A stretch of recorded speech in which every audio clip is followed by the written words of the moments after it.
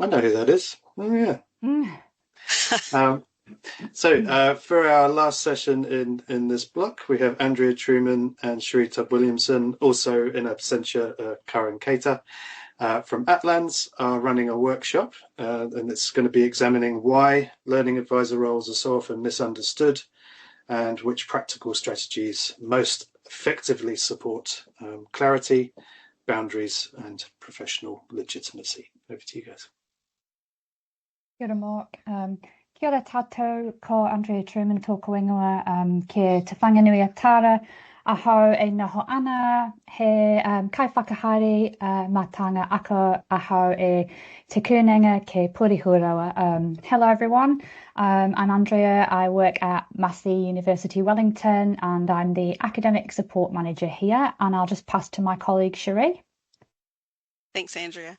Kia ora koutou, ko Cherie Todd-Williamson tuku ingoa. Kei te kūninga ki Purihurawa au e mahi ana he kairuruku pairanga whakawhanake ako ahau. Hi everyone, I'm Cherie and I work at Massey University as a postgraduate learning and development facilitator. I've been doing that for about a year.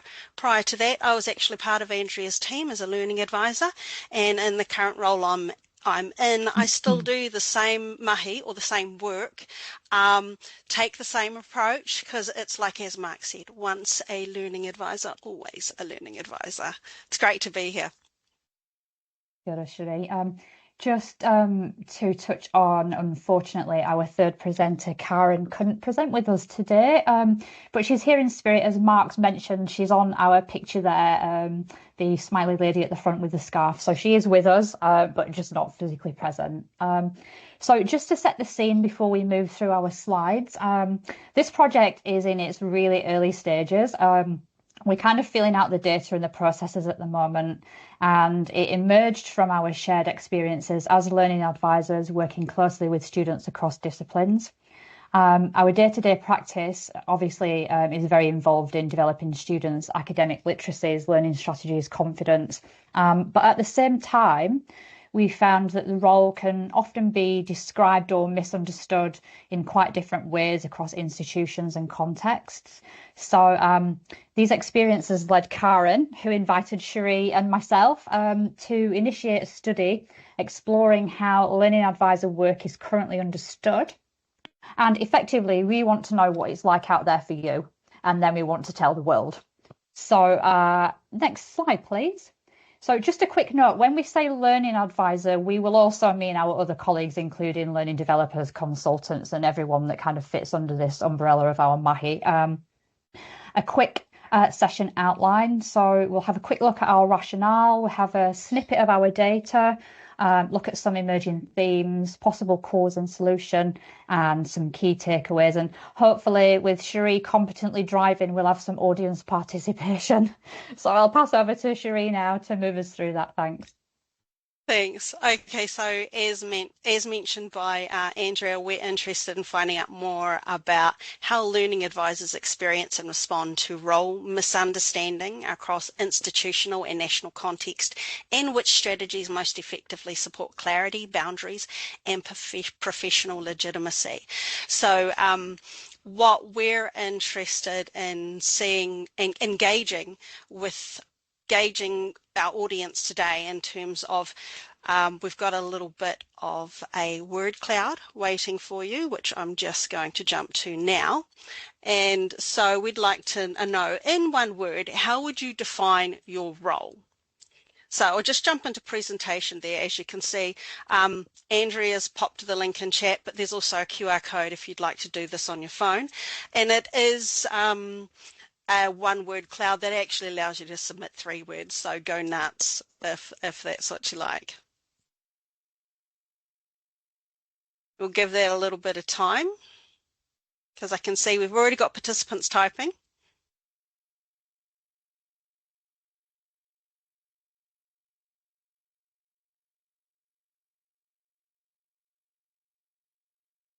Okay, we've got a few coming through now. Metacognition, love that. Developmental, writing, helper, assistant, facilitator, guide. Those are all brilliant words to define the role.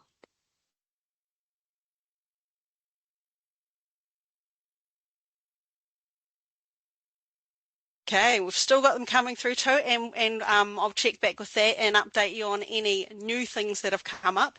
But as you can see, there's a lot of complexity around our roles, and I think, you know, doing a word cloud with us here today is one way of establishing that as well. So thank you for your participation. Like I said, I'll keep you updated if we have any new ones popping up.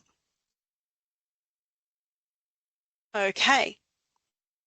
So we sent out a survey to all of the ICALLD members, and we received quite a bit of feedback across 4 different countries. So as you can see there, we got the majority from New Zealand participants, 17 from UK, 2 from Canada, and 1 from Australia.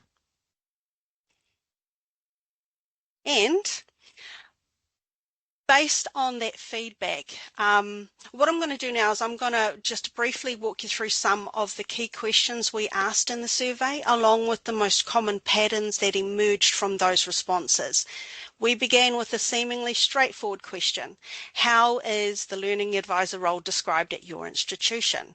What came through very clearly in the data was a striking lack of consistency. Across responses, we identified 15 different iterations of the role title, and I'm sure there are more out there too. So now on the surface, this might seem like a minor administrative variation, but when we look at it more closely, it points to something more significant. This diversity in naming reflects a broader ambiguity around the role itself, its scope, how it's positioned, and its perceived value within institutions. In other words, the way the role is labelled is not just semantic, it shapes how the work is understood and engaged with by others. So we then asked, what is the most common misunderstanding about your role? The dominant response here was that learning advisors are seen as a team of proofreaders or editors. This misconception is particularly telling because it reduces what is fundamentally a pedagogical, developmental role into a transactional, surface-level service. It suggests that despite ongoing efforts to articulate our work, there remains this persistent gap between what we do and how that work is interpreted by others. This led quite naturally to the next question: in what situations are your role boundaries most challenged? Here, several consistent themes emerged. Many respondents spoke about demand exceeding availability, which in itself creates pressure to stretch the role. Alongside this, there are often assumptions about what we offer, resulting in requests that fall outside of our scope or expertise, particularly in areas such as neurodiversity support, mental health, or IT-related assistance.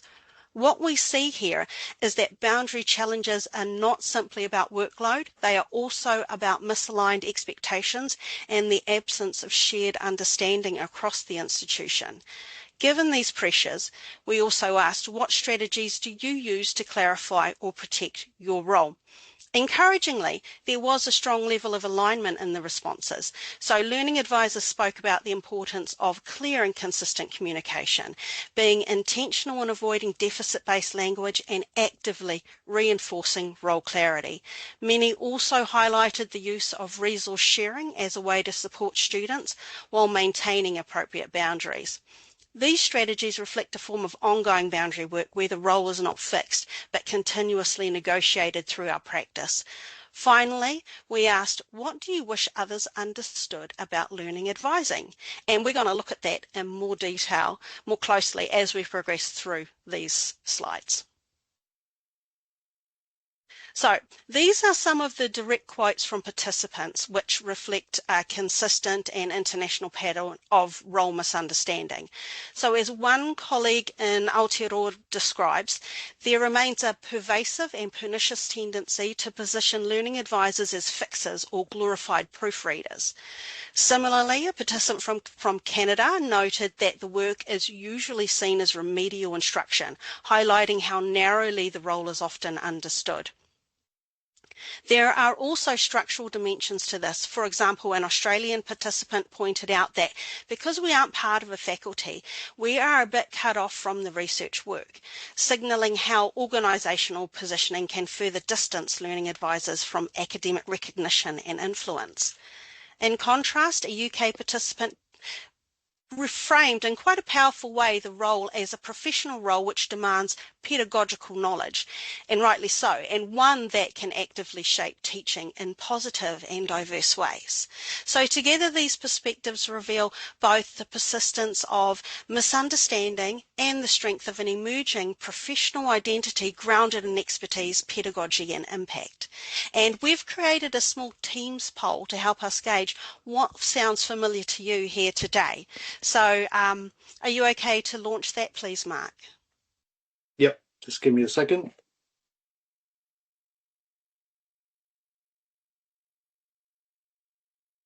And just let me know if you would like me to stop sharing. I'm sharing. Can people see the polling? I am just going to jump out of screen share. It might be a little bit easier. I see you. I don't see. I see something. I'm sharing something, but I don't know if that's what's being displayed to the meeting. So bear with me a second.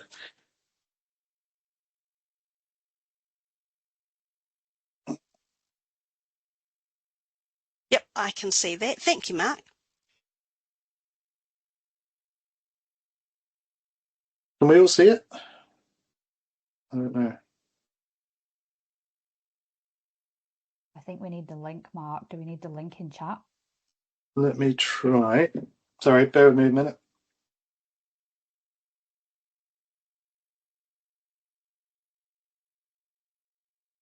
I can see it, and also some of my colleagues said yes. Okay. Are you able to vote? Are you able to interact with it? Hi, Mark. I wonder if you click on live because we can see it, but not interact with it. Yeah, just.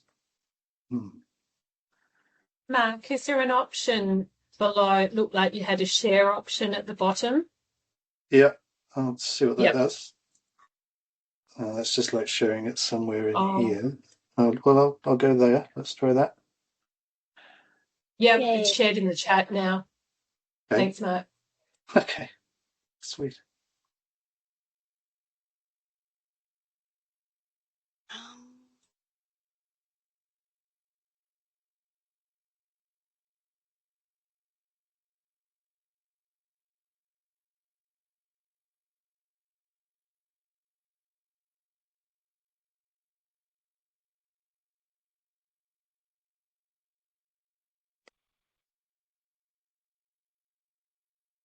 Okay, it looks like you can vote for different ones, but you have to do them one at a time. So if there's more than one that actually sounds familiar to you, please just submit new votes. Yeah, sorry. I think it's only letting me choose one at a time.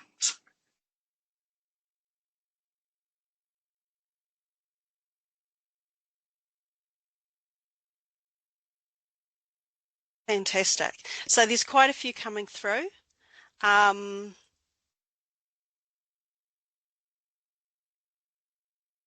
so I think based on those results, it's looking like pretty much all of those sound familiar in some way to us, and that is quite telling as well.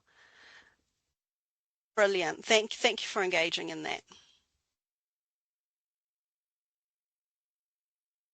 Should I just jump back into screen share now? Yes.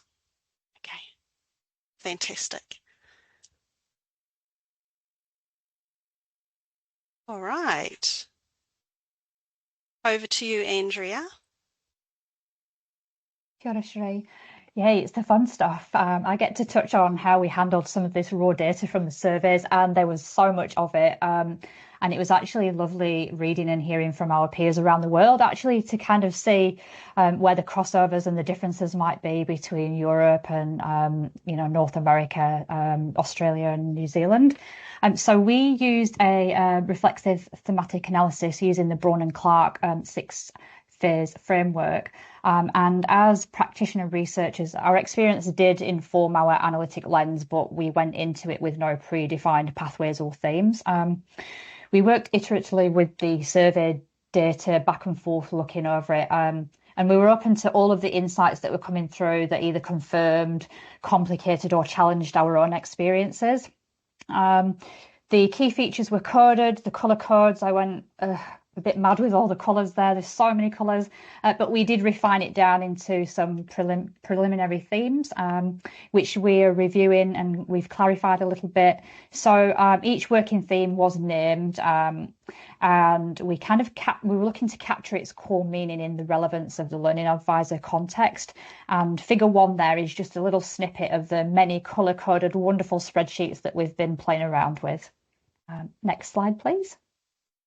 So the bigger picture, so we've identified 3 working themes, and these may refine over the course of the project, but together they seem to capture the patterns consistent in the data. And this is a little bit reminiscent of what our Aussie colleagues were talking about maybe 2 presentations ago. So I might give them a call at some point because I can see some synergy there. So theme 1 highlights the persistent misconceptions about the learning advisor role, i.e. what we do. Theme 2 shows the misconceptions shape the understanding of the learning advisor role and contribute to potential undervaluation as academic and teaching professionals. So, for instance, who we are, straggling this kind of professional and academic identity. And then theme number 3 is kind of underpinning, pinpointing structural and communication factors that not only produce the issues, but can also shape how us as teams and learning advisors do respond to them. So collectively, the themes kind of help highlight not just what's happening, but why. Next, please. So we're kind of digging into theme 3 in a little bit more detail because this is like the standout that's overlapping and kind of bringing 1 and 2 together.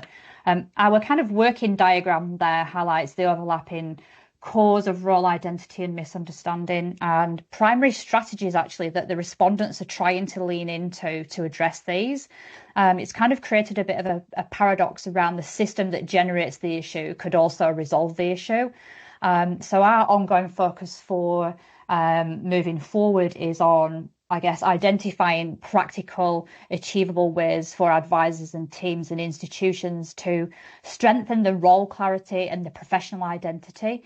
And this is one of the reasons why we kind of came together to get further insight from our ICALLD colleagues via your chat and poll contributions today. So thank you very much for that.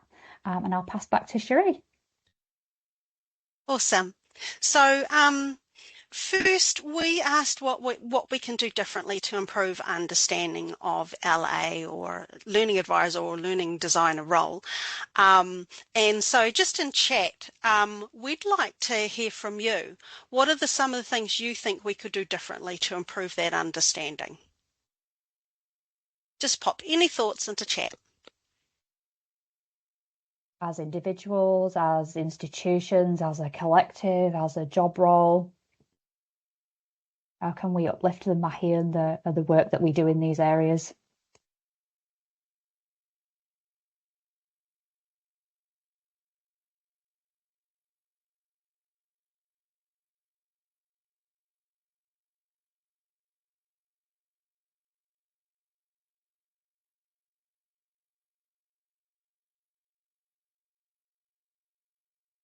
Okay, so we've got speaking the language of those who are trying to improve the understanding of. I love that.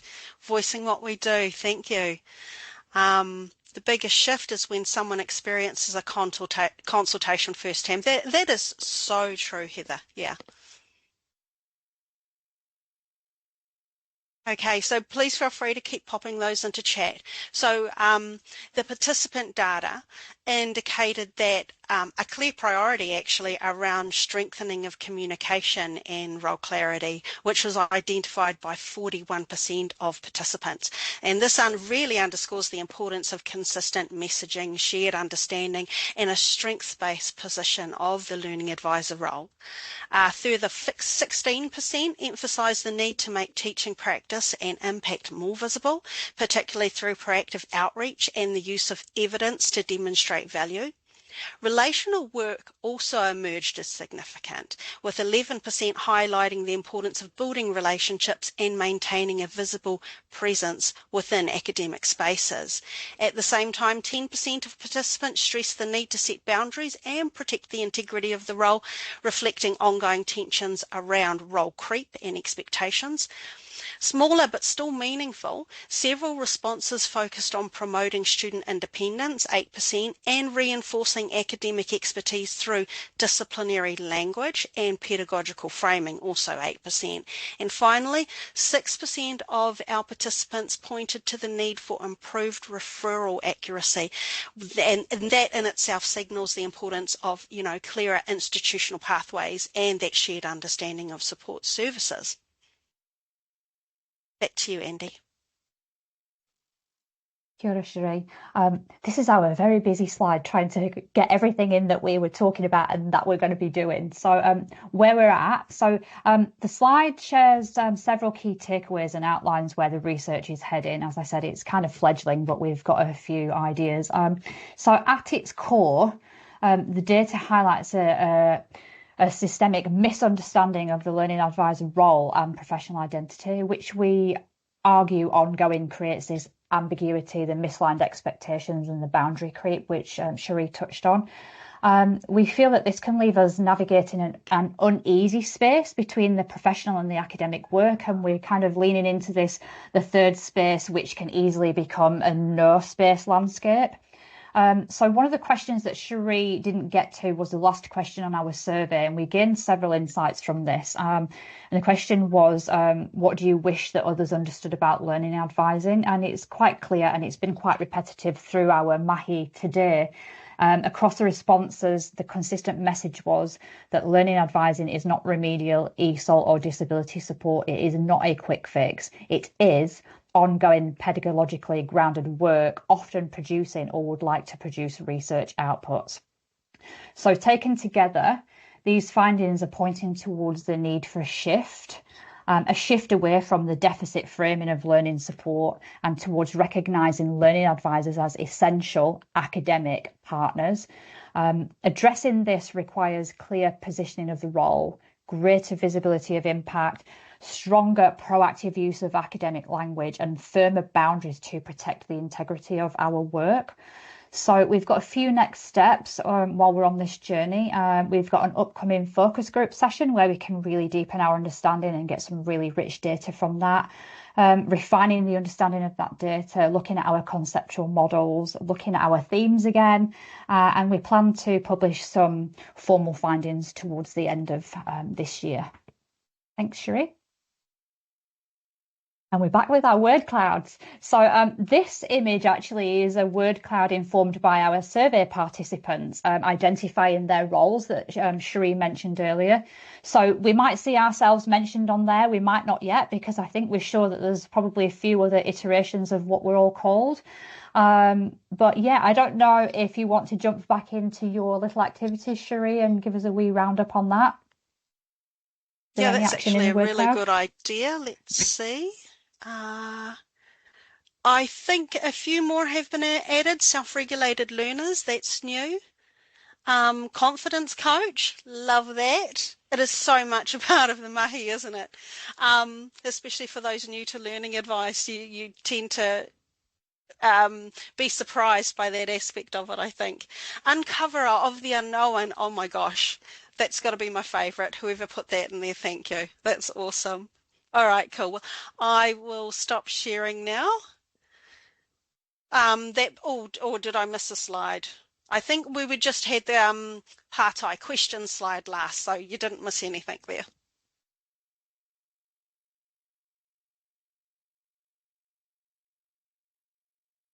Thank you very much, Andrea and Cherie. Yeah, it's really, you can see there's so much action going on in the chat there. People are sharing. I think it's obviously a huge area for us, isn't it? Trying to be taken seriously. Yeah, I think so too. And you know, I just want to go back to what Andrea mentioned on the very first slide, this research was initiated by Kaaryn, who invited us in to work on it with her. And and Kaaryn's been absolutely fabulous to work with, and it's such a pity she couldn't be here today, because I know she would love to talk to these findings as well. But please know she is here with us in spirit, and yep. Fully justified in not being here. She's having quite a significant procedure. Yeah, I think she's allowed off. Yeah. True. Yeah, we'll let her off.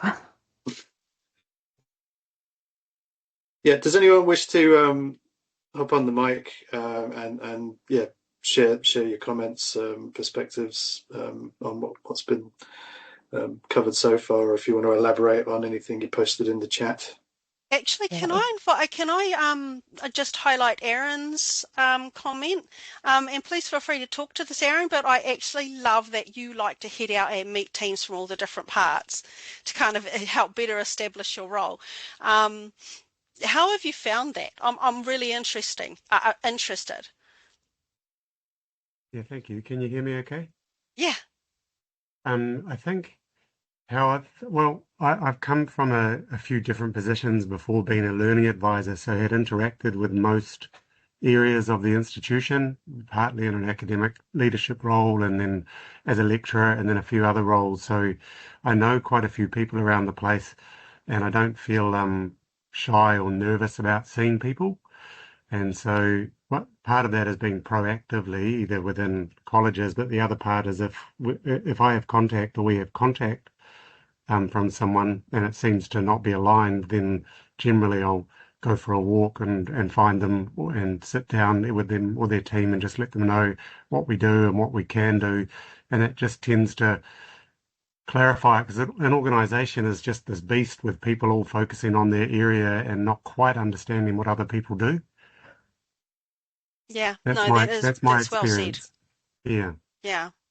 You actually made me kind of start to think of one of the things that used to really annoy me, and it still does, is that whenever there is consultation that is required, so our senior leaderships want to enact an initiative, and so they'll get working groups together, and no one would, 9 times out of 10, no one from the learning advice team would get invited to these working groups. It was like, don't we have anything to contribute? And yet they're calling in all of these people that don't do the frontline work with students the way we did. So, and I think what you do, Aaron, in terms of, stepping out and, taking a more proactive role is actually really commendable. So thank you for sharing that.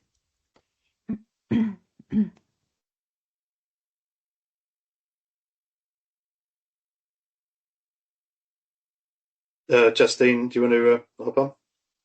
Yeah, I was going to say I'm lucky enough. I've worked at several universities, but the institution I'm at now, we have school senior learning advisors. So they get a seat at the table with course academic teams and undergrad and postgrad teams. And so it means that there is that representation of what the learning advisors are doing and the sort of support that's available and the most strategic way of, as was discussed earlier, I can't remember who put the comment, but, about embedding and that sort of thing. And I think I agree that it's really important that voice is heard amongst academic teams and unit coordinators and even sessional staff. Yeah, I would actually agree with that. And actually, that's something that did come through in some of our data where we're talking about the inconsistencies between some organisations having those pathways for senior learning advisors and others not having that. So there's a disadvantage there already. And it came across quite clear that the progression and the responsibility options there were limited for some, and then others did get to kind of lean into that. So there's definitely discrepancies there as well that we've seen across both New Zealand, the UK and Australia, the differences. Yes, it's quite good to get a view from around the world to see, you know, what other teams are kind of getting access to or not, and how we could kind of lean into that and share some, I guess, tangible examples of who's doing it right and well, and how we can follow that and, you know, use them as models. Yeah, that might be stage 2 research. Yeah.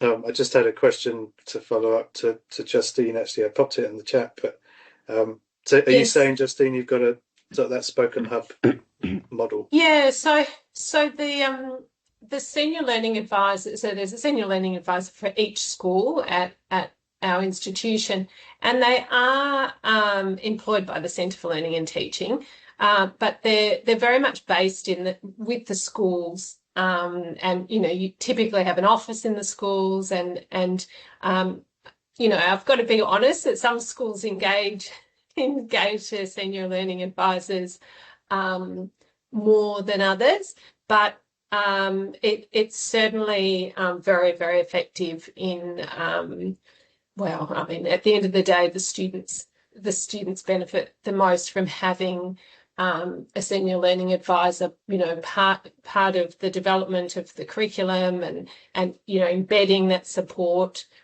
straight into you know, weekly activities, and straight into the Canvas sites, the LMS sites, sorry. And then drawing upon, you know, pulling learning advisors in, whether it's numeracy, whether it's literacy, whether it's working with access and inclusion for learning access plans, all of that, kind of coordinating that support, and I suppose it being really targeted as possible. That said, as a caveat, some schools do it, you know, more effectively than others. Yeah. Yeah, I mean, it just sounds like a really ideal kind of way to be able to organise things.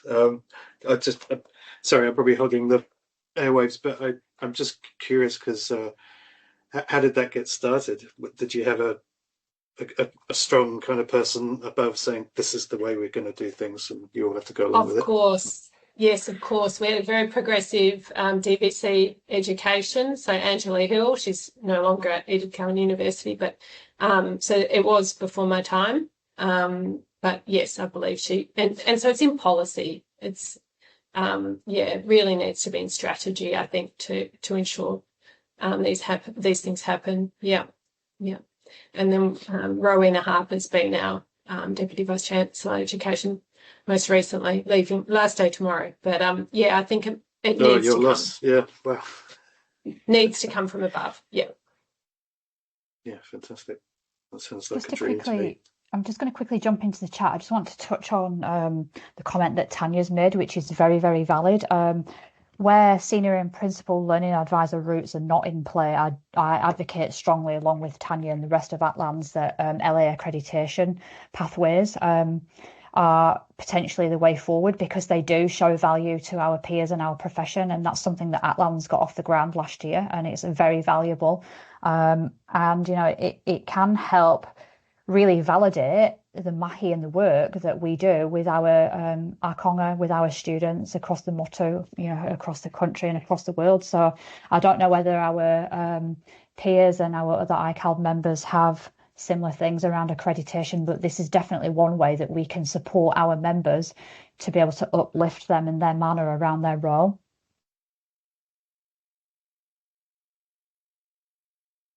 Yeah, just pop the chat. I popped the link to the ATLANS accreditation page for anyone who's wanting to check that out. Aaron, you've got a question?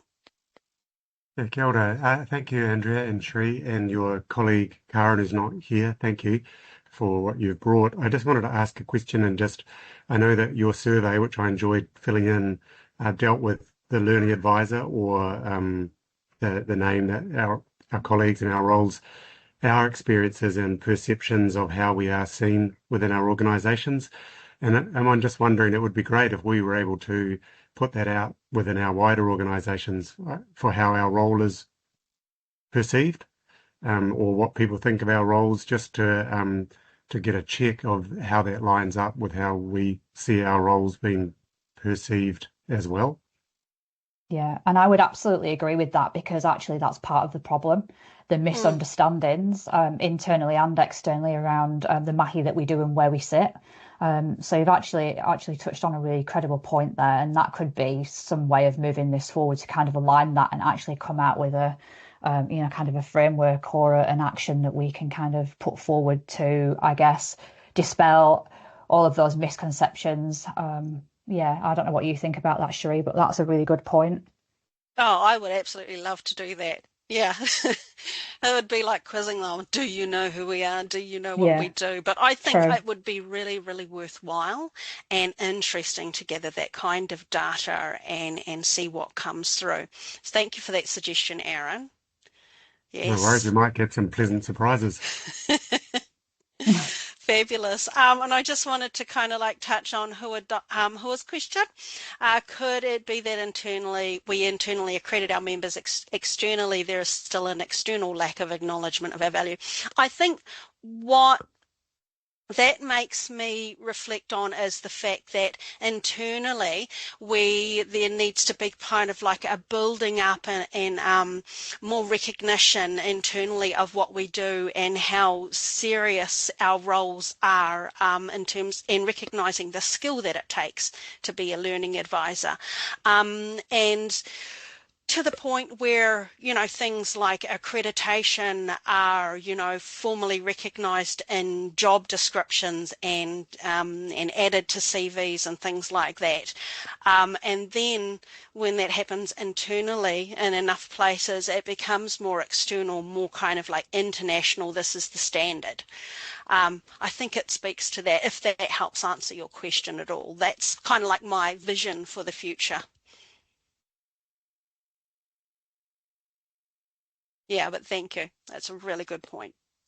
Yeah, I would say as well that if we can develop our own one, this sense of professional recognition, and I think it can only help in terms of how you're communicating then to other people who are not aware of it or don't really understand the role. If there is a set of competencies and standards, I think it can only help in terms of them being more likely to take us seriously. Yeah. Got to start somewhere.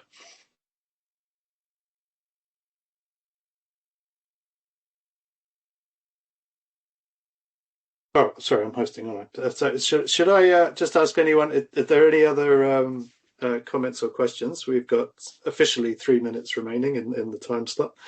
Let us know if you've got questions or comments.